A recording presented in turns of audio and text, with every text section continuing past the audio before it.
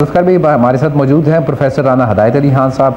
आज का जो हमारा टॉपिक है ज़कात के हवाले से हम डिस्कशन करेंगे। बिल्कुल, ज़कात की अहमियत और क्योंकि ज़कात इस्लाम का बुनियादी रुकन है जिसके बगैर इस्लाम और ईमान मुकम्मल नहीं होता। ज़कात, नमाज, रोज़े और हज तमाम बातें ये इस्लाम की 5 बुनियादी अरकान में से एक है। हदीस मुबारक है कि इस्लाम की बुनियादी 5 चीज़ों पर है और इस बात की शहादत देना कि अल्लाह के सिवा कोई महबूब नहीं और ये कि मोहम्मद सल्लल्लाहु अलैहि वसल्लम अल्लाह के रसूल हैं। नमाज कायम करना, ज़कात अदा करना, हज करना और रमज़ानुल मुबारक में रोज़े रखना। हज़रत सिद्दीक़ अकबर रज़ी अल्लाह ताला अन्हा ने ज़कात का इनकार करने वालों से जहाद किया और कहा कि अल्लाह की कसम मैं उससे ज़रूर लड़ूंगा जो नमाज और ज़कात में फ़र्क करेगा। आज हमारा टॉपिक ज़कात का है, इस पर इंशाल्लाह डिस्कशन करेंगे। हमारे साथ PhD स्कॉलर मौजूद हैं जनाब डॉक्टर राना हदायत अली खान साहब। बहुत शुक्रिया आप तशरीफ़ लेके आए। क्योंकि ज़कात के बारे में हम डिस्कशन करेंगे, हमारे साथ डॉक्टर साहब मौजूद हैं। डॉक्टर साहब, ज़कात बड़ा एक अहम रुकन है। ज़कात का मफ़हूम कुरान और हदीस की रोशनी में इसकी डिटेल में हम बात करना चाहेंगे।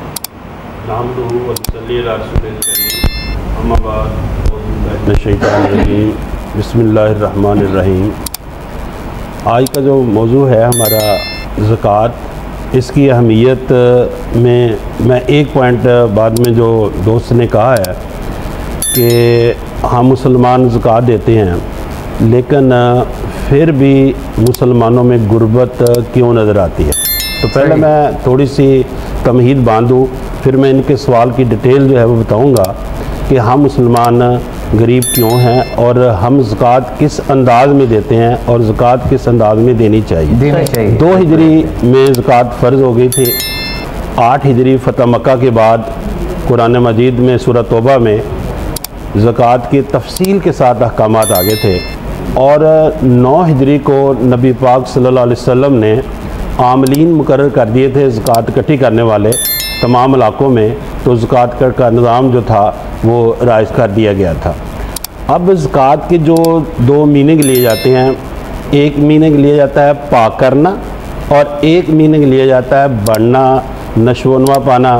तो पहले हम देखते हैं कि ज़कात का जो मीनिंग लिया जाता है पाक करना, तो नबी पाक सल्लल्लाहु अलैहि वसल्लम की हदीस मुबारक है कि ज़कात एक मैल है, अपने मालों में से इसे निकालो तो माल पाक होगा। जिस तरह कपड़ा उसमें मैल रहेगी तो तब कपड़ा पाक होता है जब हम उसमें से मैल निकालते हैं। तो जब तक मैल नहीं निकालते वो कपड़ा पाक नहीं होता। तो मैल निकालते हैं तो इस तरह ज़कात देंगे तो माल पाक होगा। बढ़ना, अब माल हमारा बिज़ाहिर तो ऐसे लगता है कि जिस तरह 2.5% उसमें ज़कात दी जाती है तो माल कम हो गया।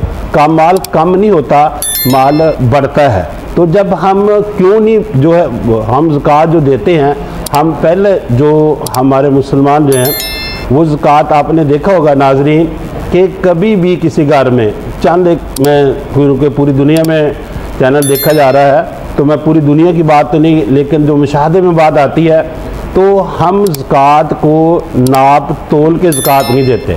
अब दीन इस्लाम ने देखे इसकी खूबसूरती कितनी रखी है कि आपने ज़कात देनी है 2.5, मैं 2.5% को 2.5 कहूँगा कि 0.5 में बात की गई है।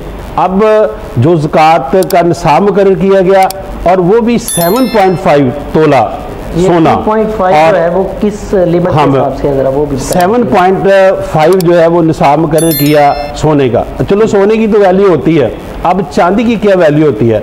जब उसका भी निसाब मुकर्रर करना था तो 52.5, ये 0.5 में बात की गई। आगे जो फसलों के खुमस है, उशर है, जो वो दिया गया तो वो 5% का आ गया, 10% का आ गया, यानी उसमें पॉइंट में बात नहीं की। लेकिन जो ये बात है कि आपने यानी 2 पॉइंट भी हो सकता था, 3 पॉइंट भी हो सकता था, 7 तोले भी हो सकता था, 8 तोले भी हो सकता था, चांदी 52 तोले भी हो सकती थी, 53। ये पॉइंट में बात क्यों की? आपने देखा होगा कोई उस्ताद जब पेपर चेक करता है तो वो पॉइंट में बात देता है तो बड़ी एहतियात से देता है। इसमें दीन हमें ये बात सिखा रहा है कि आपने जब कोई चीज़ देनी है उसमें जो आधी चीज़ बाकी रह जाए उसको भी अहमियत देनी है। तो हमारी हम यहाँ गलती सिर्फ हमारी ये है कि हम अंदाज़न ज़कात दे देते हैं, नाप तोल के ज़कात नहीं। मैं ये बात दावे से कहता हूँ कि अगर हम मुसलमान अपने कैलकुलेटर ले लें और उसकी तवज्जो जो है वो पूरी नाप तोल के ज़कात दे दें, तो मैं दावे जिस तरह रफ़ीक ज़िया साहब ने कहा कि दुनिया में गरीब मुसलमान क्यों हैं, तो असल वजह जो है ना वो यही है कि हम नाप तोल के ज़कात नहीं देते, अंदाज़न ज़कात देते हैं। अंदाज़न ज़कात नहीं बनती, नाप तोल के ज़कात बनती है। जो पॉइंट में बात की गई है वो इसीलिए बात की गई है कि आपने आधी चीज़ को भी अहमियत देना है, आधी चीज़ आपके पास आती है तो आप साहब हो जाते हो, तो पूरी ज़कात देनी है आपने, जो फिक्स की गई है उसके मुताबिक देनी चाहिए। जुल्फ़िकार भाई, हमें राना साहब से एक बात बड़ी इंपॉर्टेंट ये पूछनी है कि ज़कात की तो अहमियत का पता चल गया, इस्लाम का रुकन भी है, बहुत इंपॉर्टेंट है सारी चीज़ें, लेकिन जब आप साहिब हैसियत हैं, आप ज़कात दे सकते हैं, हमें किन लोगों को सबसे पहले जहन में रखना चाहिए कि सबसे पहले ज़कात के हक़दार ये हैं, सेकंड ये कौन है लोग, और प्रायोरिटी इसमें लगाई है अल्लाह पाक ने कि सबसे पहले ज़कात किसको देनी है।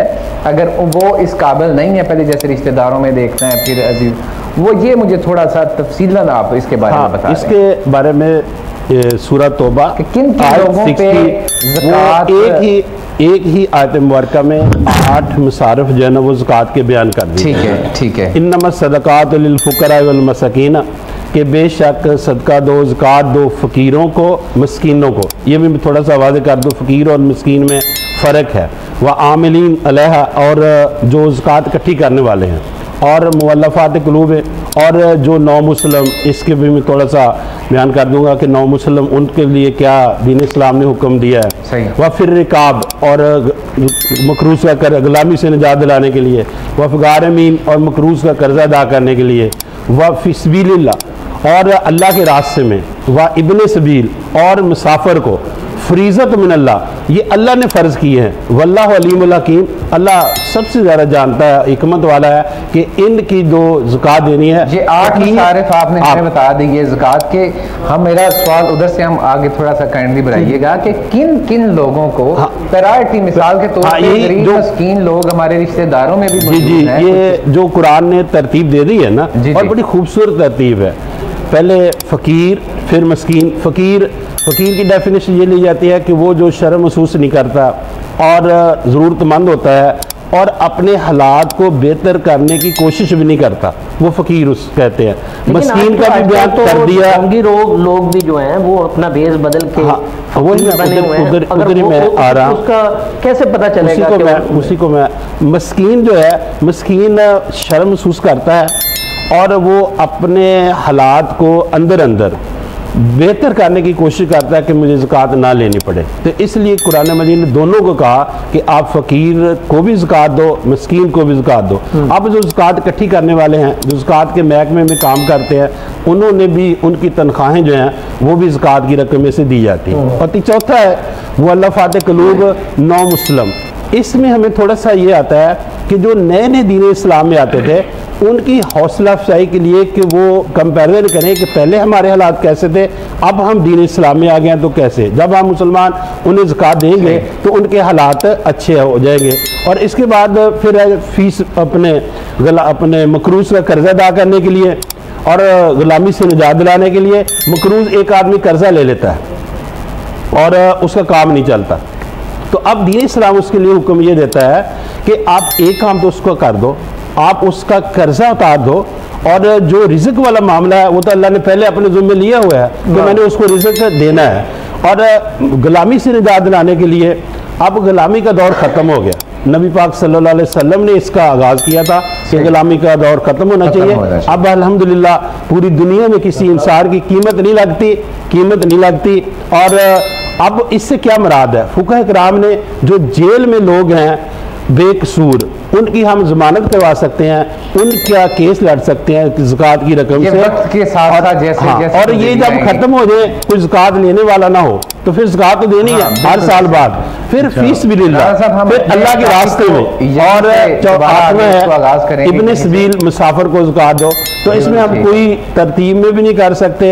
और आगे अल्लाह का क्वेश्चन हम इधर से दोबारा स्टार्ट करेंगे कि जैसे हमारे कोई आपके अपने आप ज़कात दे सकते हैं, तो आपके खानदान में मुस्तहिक लोग हैं, क्या पहले उनका हक है या बाहर किसी का? ये हम इस टॉपिक को आगे बढ़ाएंगे।